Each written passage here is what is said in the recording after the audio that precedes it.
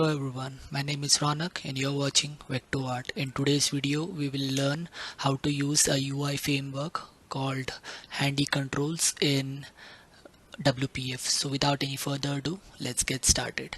So let's start by creating a new project.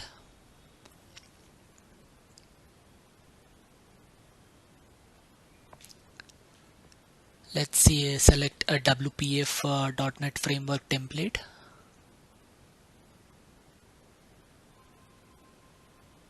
Click on next and then let's fill out the project properties like project name, location,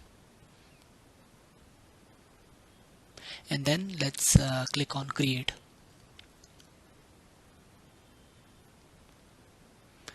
Okay, now let's go to tools, NuGet package manager, manage NuGet package manager console, browse for HandyControls,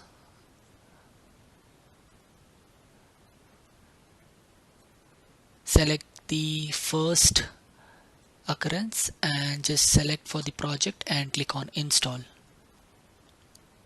Click on OK, and once the installation is done, it will appear in the install tab.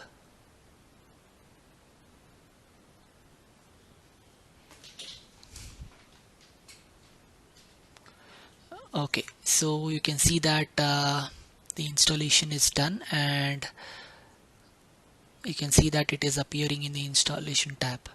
Now let's close the NuGet package manager, and now you can copy the resource dictionary from this link, and the link I will be pasting it in the description. So you have to paste that copy text in the app.xaml file under application resources, and then you'll have to copy the namespace from the web page and paste it in the main window.xaml file.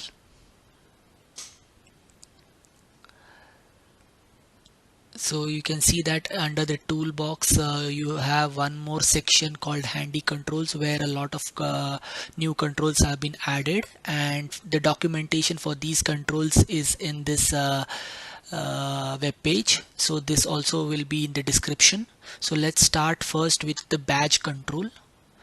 So this is a cool looking control which will add a small badge on the controls like a button. So let's copy the case from here or the example code and paste it inside the grid under the stack panel. Okay, and let's add a small margin. Okay, that's done, and I can see that the button is too large, so let's set a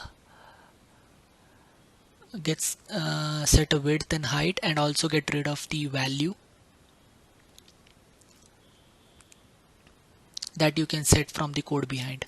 So let's run the application and see this in action.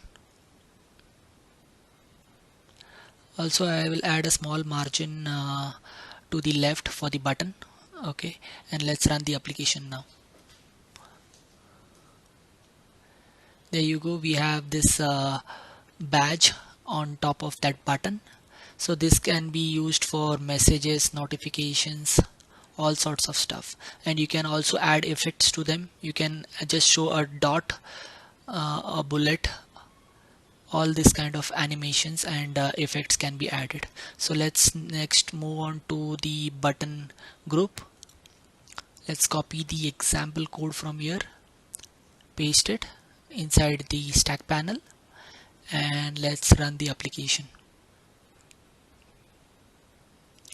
So you will see this radio button effect, but the appearance is changed, and we have the rest of the common properties like is checked or is enabled, all those properties. You can even stack them vertically by using the orientation and setting it to vertical. Okay, so next let's move on to the next control, which will be the calendar with clock. So let's copy the control paste it inside the stack panel, and you can see that the language is different here. So that for that we'll have to change the language or set the language inside the code behind. So let's copy that code as well, which is given in the documentation. The documentation is very helpful, it has all the things. Let's add the missing references here, and we have a conflict for the window, so we'll have to explicitly change it. And here you can see that we have this nice calendar control with the clock. Similarly, we have a date time picker, a color date picker, all sorts of date controls. I will not be explaining all the controls that are here because the list is very long. I will leave the rest for you to explore. I will only show you a couple of them. So this one is the card control. So let's copy the XAML and paste it inside the stack panel, and let's run the application.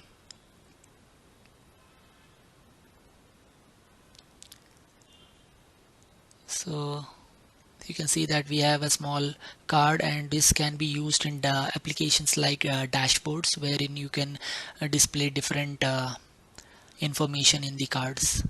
Now we have a carousel, so let's copy the code and paste it inside the stack panel.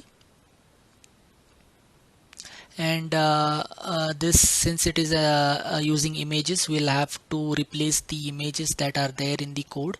So for that I'm creating a folder called images and adding some of the images from my local machine, and then I will be replacing the source with those images.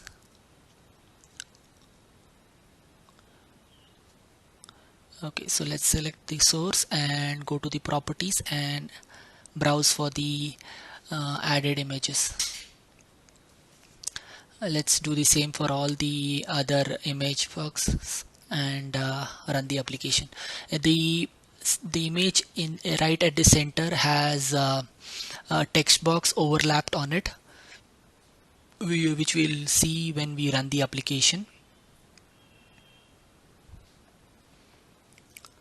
And there you go, we have the carousel navigation. Yeah, so that's done. Let's move on to the check combo box. So let's copy the code and paste it. I will remove some of the checkboxes and just retain one, because it is just a different demonstration. You can go to the documentation and read the rest. I will just demonstrate one checkbox. Let's set the width for the checkbox.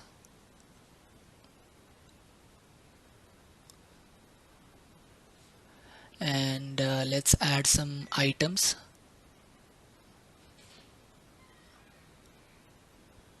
I'm adding a checkbox inside the checkbox combo box, but instead you can go with a button or other items.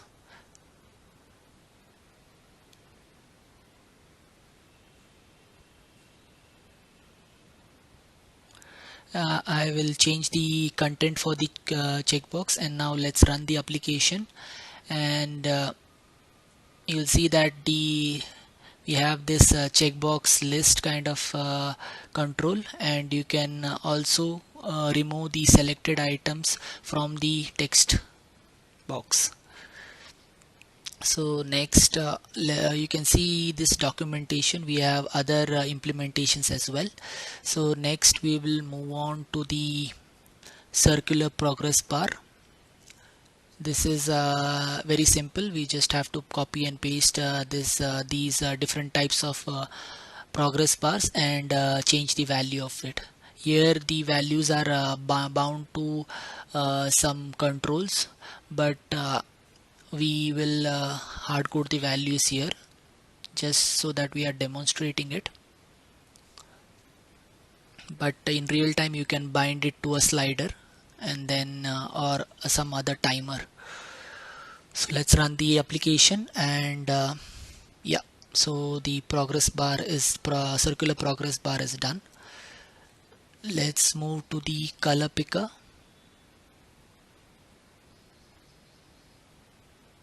Again, it's the same thing. I think the documentation is very easy, and you can simply copy and paste the examples from the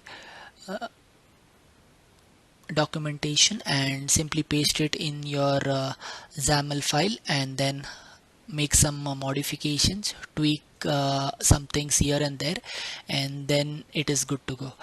I think you can explore the rest of the controls by yourself. I have also demonstrated a few of the controls, but I am just fast forwarding this demonstration so that the video does not get too long. Hope you all liked watching this video. If you do, please like, share and subscribe to my channel. Thank you.